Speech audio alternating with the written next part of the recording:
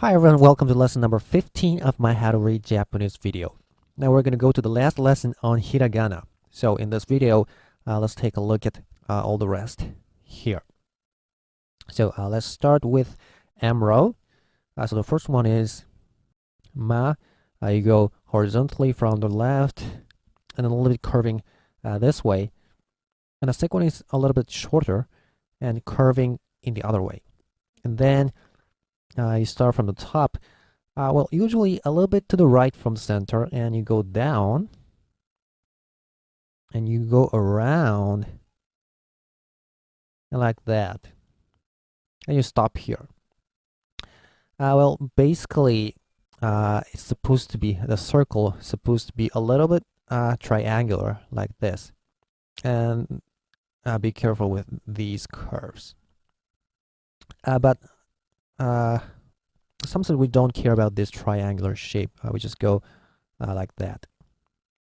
More longer to the side like this. All right. And now let's go to me. From here, from left top, and you go to the right, slightly upward. Maybe a little bit curving to the upper side, and then you go down diagonally in this way. And usually you make a triangular shape here, and you go to the right with this curved line, and you stop it, and then you start from here to left down, and you sweep. So usually you make a pointed corner here and a little bit round corner here. That's the usual way. And this one is curving this way a little bit, and this one is curving this way a little bit, and the last one is curving too. Last one is basically these two lines are parallel. But if we write it very quickly, maybe we don't care about this triangular shape. We just go like that, just like what you can see here, right? Oh, maybe this part should go down a little bit. That will be more beautiful, like this one, you see. Well, this one is not, so maybe this one is better. All right, next one is mu.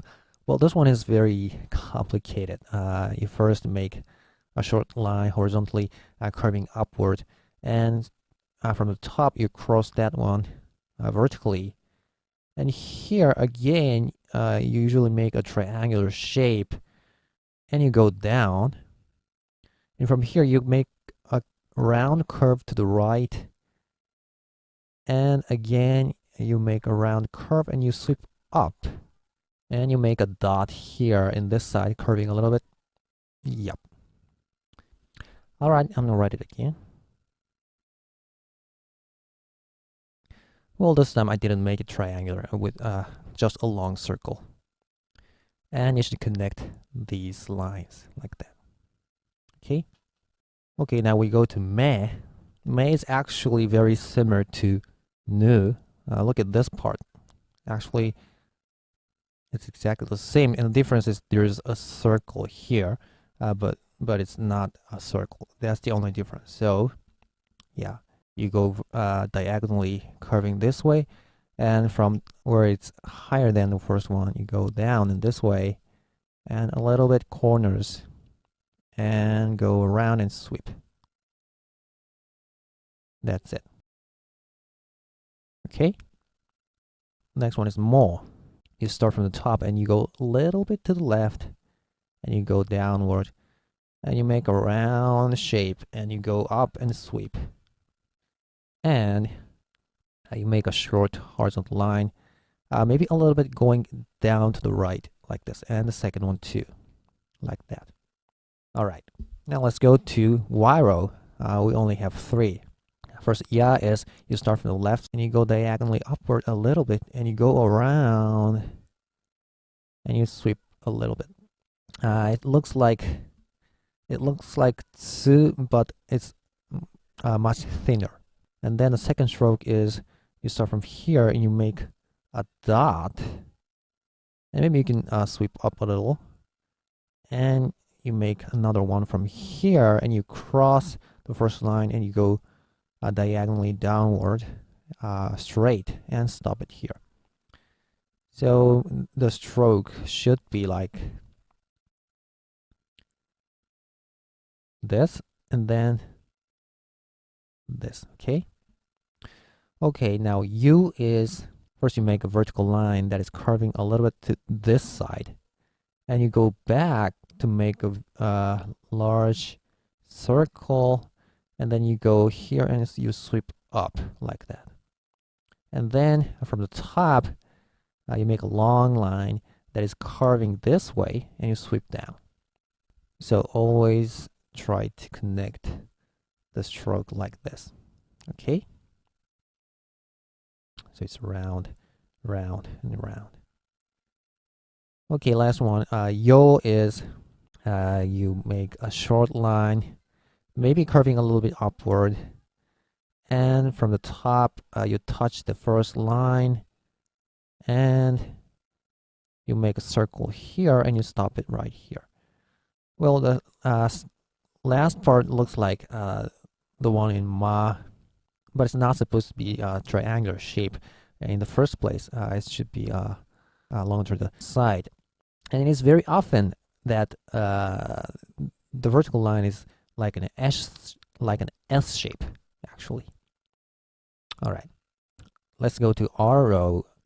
First, La is you make a dot on the top, curving this way, and you maybe you can sweep to this way, to the left a little bit, and then you start from here to downward, maybe curving a little bit to this way, and there's a corner, and you go upper right like this, and you make a round, and you sweep to the left. So the stroke is, of course, connected here. Okay, next one is Li. Okay, Li starts from left top, and you make a little bit curved line like this. And from here, you can sweep up to the right side like this, and you start another line from here, maybe a little bit lower than the first one, and then you go, you're curving this way, and you sweep down.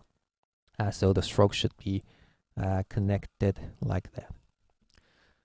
Okay, third one, Lu is you start from here and you make a short horizontal line, a little bit going upward, and you go down diagonally from here, and you stop there and go back again, and you make a round shape, going round, and finally you touch the line itself and you stop it. That's Lu. Okay, and the fourth one is Le. If you look at Le, actually this part looks very similar to this one. Yeah, it's almost the same. So only the last part is different. So you make a long line, vertical one, and then you start from here and go a little bit upward, and you go down, and you go back again to the upper right, and there's a curve, and you suddenly go downward, and you curve to the other way and sweep up to this way. Yeah, it's pretty difficult. Well, basically this part originates from the same part of kanji. That's why it looks similar. All right, last one, Ro. Well, it looks like Lu, but the difference is here. So you start from here to right, going upward a little bit, and you go down diagonally, and you go back to this way, and you make a round shape, and you go sweep to left and down. Okay. Now let's go to Wa. Well, once again you see this shape, so it's very confusing. So the first part is same, and you go to the right upper, you go left down, and you go back and make a round shape, and you go and you sweep to the left down side. So this part is pointed. Oh, I forgot to make the pointed marks. These are all pointed.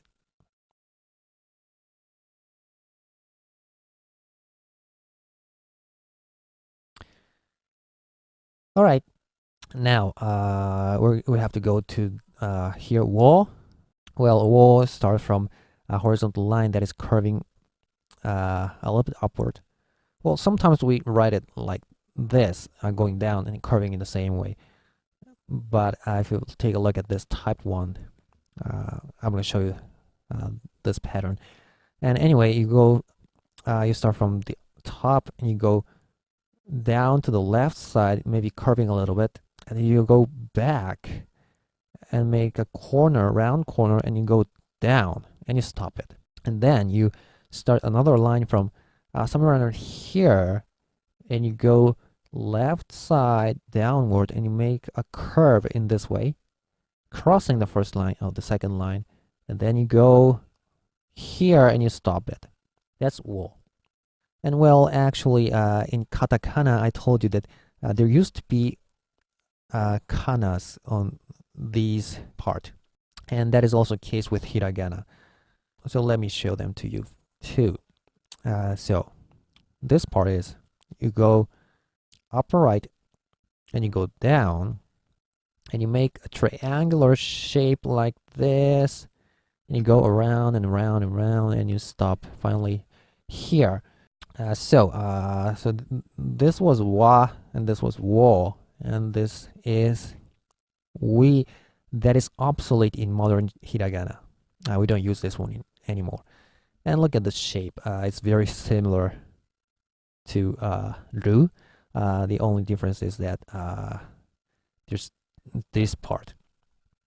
And once again, this shape looks very similar to the one on me. So a little bit pointed corner maybe, and a round corner here. All right, and then as in katakana, we have a kana on here. So this one is you go to the right, a little bit upward, and you go down, and you go back again and make a round, round, round, and round, and even go ahead to this way and make a 3 dots like that. So 1, 2, 3 dots, almost connecting. And actually, this is we, but it's obsolete too. We don't use it anymore. And moreover, if we see this character in old writing, we don't pronounce it like we. Actually, we pronounce it with e, and this is we pronounce it with e. And this is actually, as I've told you in other video, we read it usually o. And when we want to make one pronounce we, wo, we usually use this technique that I've already shown you in the other video. We use katakana to make these sounds, foreign sound katakana. Well, you can also do that in hiragana actually, but we seldom do that because, as I've said in other video, when we imitate foreign sound, we always use katakana. So, like when writing someone's name from abroad, and we only do this kind of things in hiragana when we want to make that look very funny or cute. That's the only occasion we do these kind of things. All right, now anyway, let's go to the last hiragana. Yeah, of course, the last one, the nasal consonant. So this one is you start from the top and you go left, down, almost straight, and you go back, and you go around, and you go downward a little bit, and then you go curve to the other side, and you go sweep up. So that's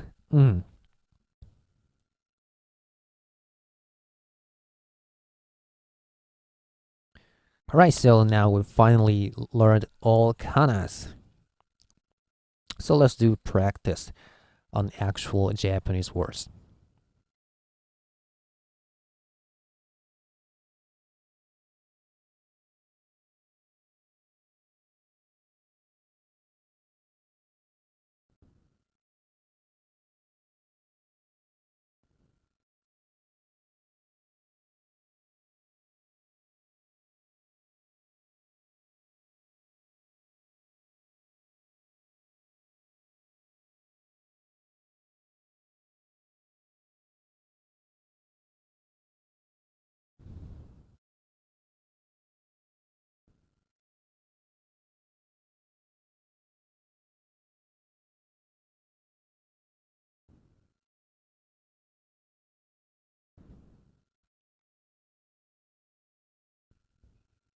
All right, let's try reading it. First one is here and here. Mame, mame, which means beans. Okay, the next one. This one is ya. And we have a small u, so you already know the rules, right? It will be KYU, and another u, and that will be UU, but when we pronounce it, actually, we almost pronounce it like a bar on top. So, yaku, yaku, which means baseball. Okay, next one is li plus small u, so that is RYU and another U here. So that'll be almost a bar like that. So it's dew, which means a dragon. Okay, next one is we have this one. Oh, these corners are not pointed. This one is very quick, but it's this one and plus this one, right? No, this one, right? So it's wara, which means hay. Okay, the next one is yakan, yakan. Okay, the last nasal sonant is not n sound. It's Japanese nasal consonant. Yakan, yakan. Well, it's hard to translate. Maybe teapot, I guess. Okay, next one is maru, maru, which means a circle. Okay, next one is here and here. Okay, this one is this character plus voice sound marker. So it's B, U, and N. And as I've said in previous video, N is supposed to be pronounced as M because next one is B, right? So anyway, it's ronbun, which means thesis. Okay, next one.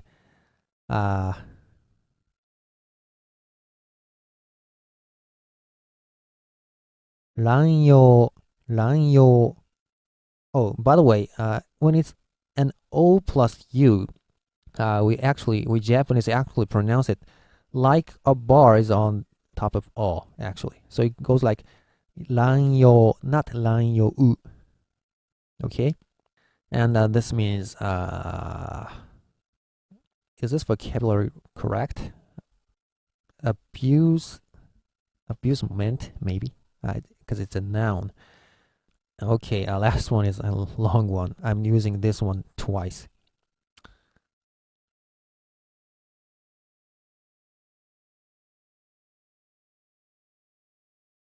And we have shi plus small u, that is shu, right? Mumimushu, which means no smell and no scent. All right, that's all for this lesson. Hope you enjoyed the video, and I'll see you next time. Goodbye.